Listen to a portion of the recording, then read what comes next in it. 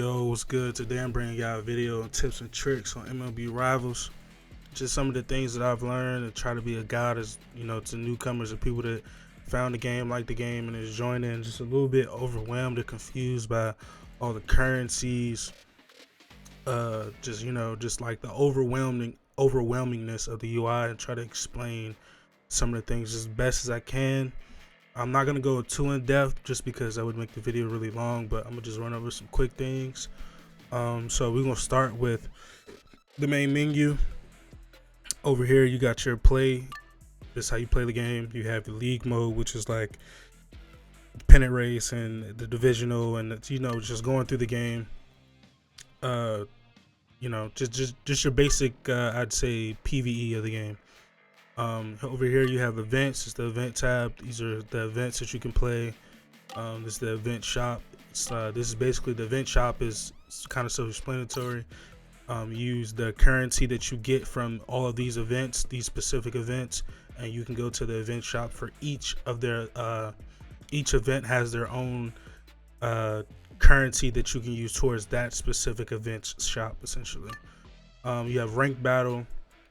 It's a PvP, but it's simulated. Basically it's the computer versus the computer. You don't have to play or do it. You can't basically intervene or play the game. Essentially, it's just my team versus your team, or essentially overall versus your overall. You have PvP manual, this is how you actually play somebody. So you can play friends in this game, but that's kind of you have to do it a separate way. But you can do live matches and go against people live and actually play the game. It's only 3 innings. It starts at the top of the 7th, and then it goes from there, and whoever can outplay the other in the 3 innings, then they win. You have potential games. Potential games are used towards helping develop your characters or your cards, essentially. This is simulated. You don't actually play here. I think you can. I'm not really sure, but I simulate all my games here.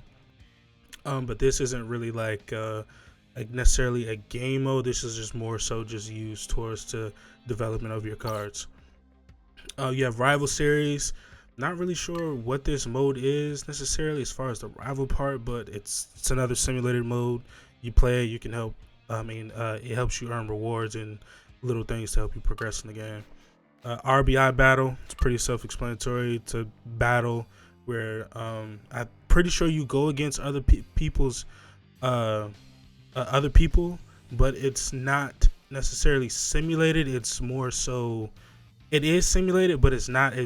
You're actually playing the game, but it's like a battle of RBI. But I'm not really sure if the other person has to do the same thing. I'm pretty sure they do, because I'm pretty sure these are account names, but this one is just literally self-explanatory. You're RBI battling it out.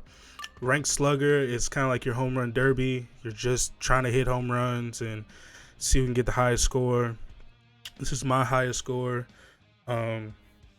This mode helps you earn home run coins and that currency, and you just pretty much progress through there and just try to see how many home runs you can get.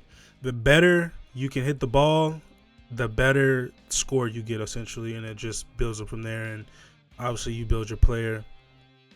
You want to select your character with that can hit the ball the hardest and has a best contact, essentially, I guess. Club battle, this is kind of like your clan. It's like you battle people in your clan. And then campaign it's not really a tutorial, but it has you do certain tasks that can help, in a sense, kind of train you and help you get, I guess, an essential understanding of the game, and baseball too. But if you don't really know how to do some of these things, then it can be quite difficult. Another thing about campaign isn't really dependent, or it gets to a point where it isn't really dependent on your skill and can be heavily dependent on your cards overall. And example being, if you get to a point where the recommended overall is 100 and your cards are only 80, you're not going to be able to really complete the mission unless you get extremely lucky, just because just how difficult essentially that recommended what's the name is if you don't have an overall above that or on par. All right, next thing I'll try to explain is the lineup. So obviously you have your outfielders, and that's, I don't think, if you know baseball, I don't really need to explain that. Um, so all of your cards here are taken into consideration for your overall. The higher the overall, the better. Um, it also takes if I didn't already explain, but I'm pretty sure if you already started the game, you know that you select a team, and you want to try your best to select all of the people. I mean, players that play for your team. You can use other cards, and I'll go into an explanation a little bit later on that. You can use other cards, but you want to try to use your team specific cards for their positions, because it'll help you boost your team deck score.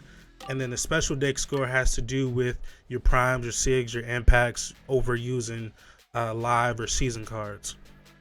Another thing is as far as cards go, if I'm not mistaken, your season cards, your lowest would be, if I'm not mistaken, I think they're C cards, then you have B cards, then you have A cards, and then you have S cards.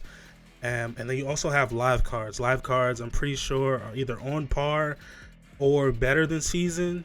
And I think the live or the season part just has to do with, I think, the rival part of the game, or some type of, the live part has to do with some type of mode. I'm really not too sure. I'm still new myself. As far as card ranking goes, it goes live/season cards, and then it goes impact. Then you have let me see if I can show you here.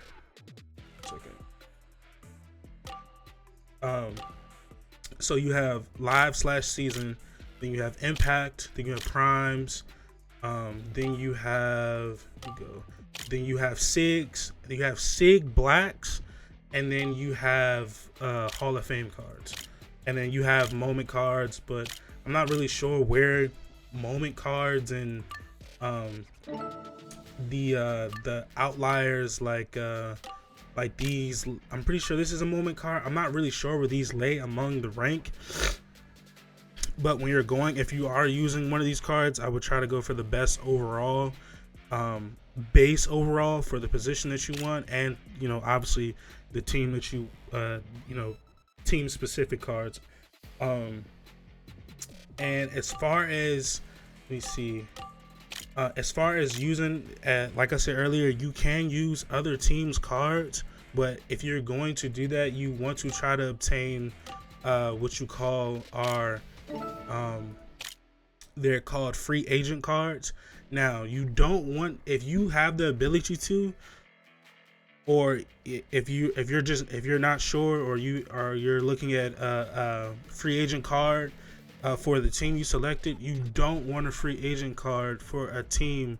Like, example, I wouldn't want a Muncy free agent card. Why? Because Muncy already plays for the, already have a card where he's playing for the LA Dodgers. The free agent card basically just allows you to use a card from a different team on your team without heavily affecting your deck score. It'll still allow you to boost your deck score and your special card score, but it won't be as much, just because it's the player plays for a different team, or that card for that year they played for a different team. So example, if I had a Muncy impact card and a Muncy, if I had two Muncy impact cards and one was a free agent, you don't want a free agent card for a team, for your team. Like, example, like you don't want that, because the free agent cards, you get worse stats of that player. So if I had two Muncys here and one was just a regular impact and one was an impact free agent, the free agent card would be worse. You don't want that. They would have worse stats, even if they were the same year and they were both impact.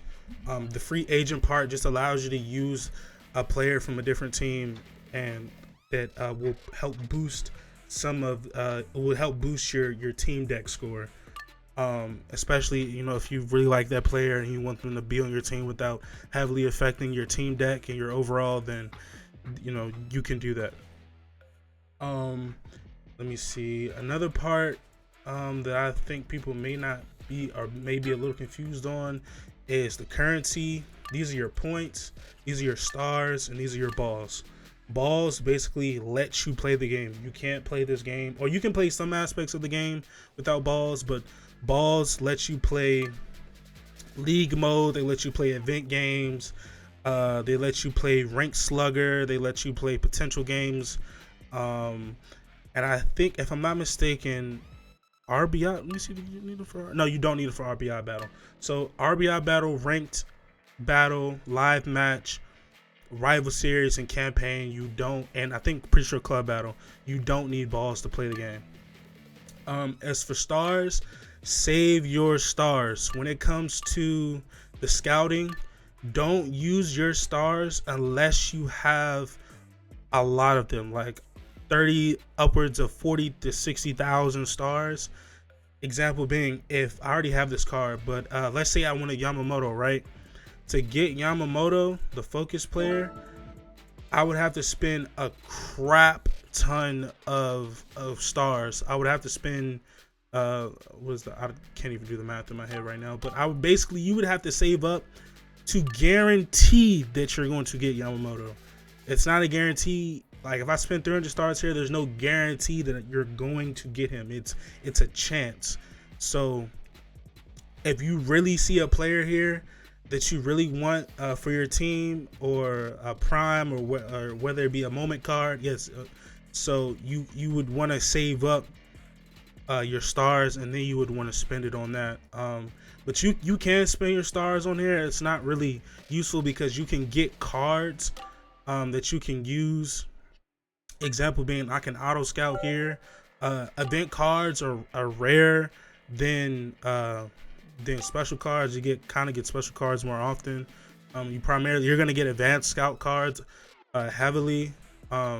Sometimes you'll get premium cards for complete challenges and so on and so there. And you get each, if I'm not mistaken, you get you can try and you basically get one card of each event and special. You get one a day, and then it resets. You have to wait another 24 hours to basically try again. But if I were you, and if you were saving, or you're trying to get these awards, if you're trying to get the awards, like the final rewards, you're gonna have to save your stars and then you spend them. Another way you can use stars is you can use stars on the star item list. Like, if you need balls, like example, I bought 1,000 balls there, so I can continue playing the game. Development transfer tickets, signature black, all this stuff. You know, that's when you would buy stuff like that. A little bit of advice. I know this video is getting up 13 minutes. I'm gonna try to keep it around 15 minutes. I may make a part 2. You don't buy signature blacks contracts. That's more for late game. Let me see what else. For Hall of Fame cards, you may be tempted to purchase this Hall of Fame pack. Tips for Hall of Fames, they are not guaranteed. Their Hall of Fame cards are not guaranteed. These boxes, you get 5 of them. They're only at a chance to get a Hall of Fame card. It does not guarantee it. Like, out of all these 15 items, when you open one box, you only get one of these items, and there's 15 that you can get out of one box, or in a Hall of Fame box. So it's only a chance to get a Hall of Fame player. And then, even then, there's 2 different packs where you can get one at random, or you can get one, or you can select one. And obviously the select one is hard. Again, I think the chances of this is like 0.5, 0.05 or some percent or some shit. It's fucking ridiculous. So I got baited into this. Stay away from this if you can. Doesn't guarantee you a player unless you spend a shit ton of money. Don't give them your coins. I was given there was some type of event where I got Derek Jeter for free. I didn't have to pay for him. But that's my best advice on that. This is a lot. I'm gonna try to go through this very quickly. Upgrades. This is where you upgrade your cards. You can upgrade their level. You have to get basically these cards, and you basically hit them. I don't have. Let me see if I can do it on a player.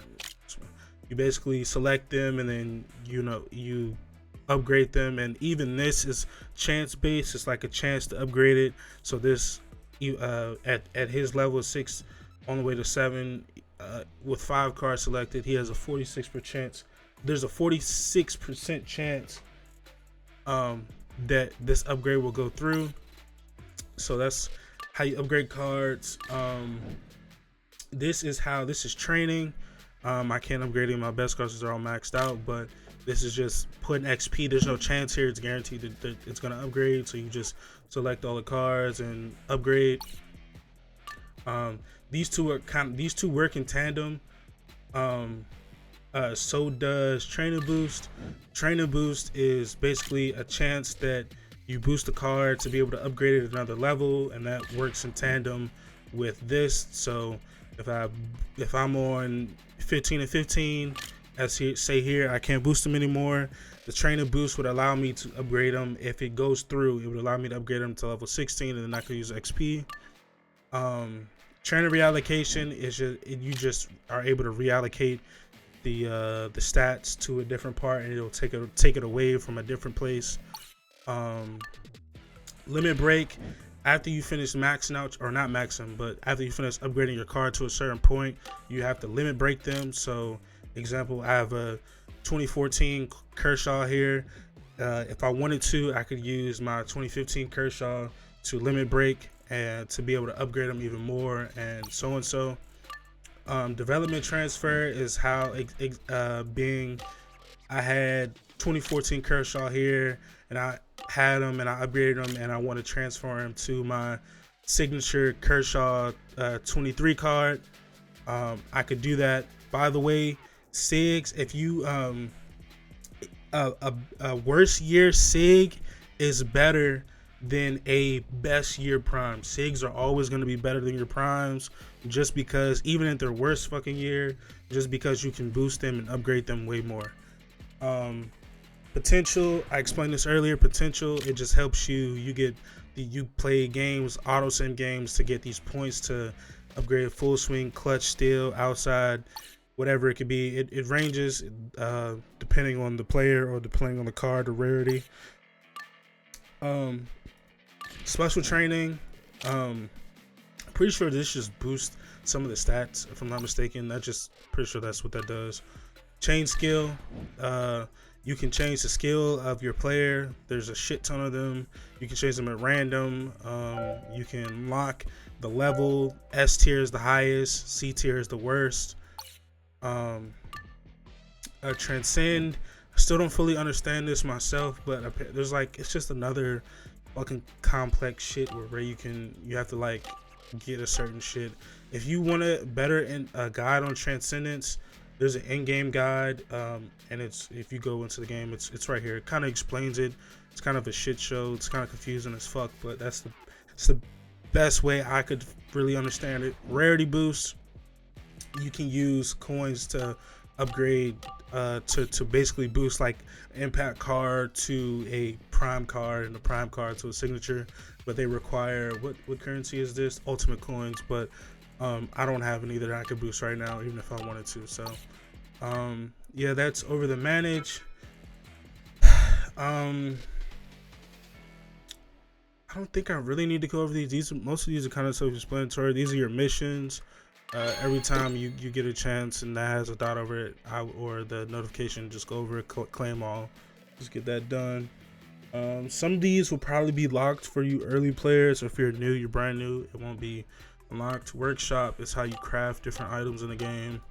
I feel like some of these aren't worth it. I don't feel like Workshop is really worth it to the early game player, unless you're really looking for something in here, or you need balls, or whatever the case may be. This is more so for late game, that you actually have the resources to do this shit, because most of this shit requires a ton of cards that you probably won't have, or are trying to use to get better and do more things in the game anyways.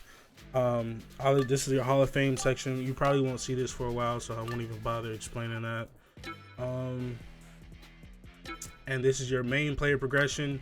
Do these, complete these challenges as best as you can. It basically guarantees you a free signature card of your main player, of the player that you really like. Like example, like my 25 Otani, he's gonna be my signature. He's gonna become a signature eventually. It's a free sig. And I think that's about it for now. I tried to run down as much as I could within 20 minutes. It's way over the amount of time that I wanted to do, but that's about it. Make sure you complete events. If you guys want me to make another video, I will. I'll try to be a little bit more structured. This is the best way I could try to explain as much as I can for a new player. Don't feel overwhelmed. It can feel very overwhelming. I know this is a mobile game, but you can play this on desktop, on Steam. I'd recommend playing it on Steam, and you can play with an Xbox controller or PlayStation controller, either one. But yeah, that's about it. I think I went over everything. If you have any questions, let me know in the description. I'll try to answer. I'll try to help out. I'll probably make a Discord if you guys have any questions, or you're trying to get into the game. I'll definitely help you the best I can. And yeah, thanks for watching.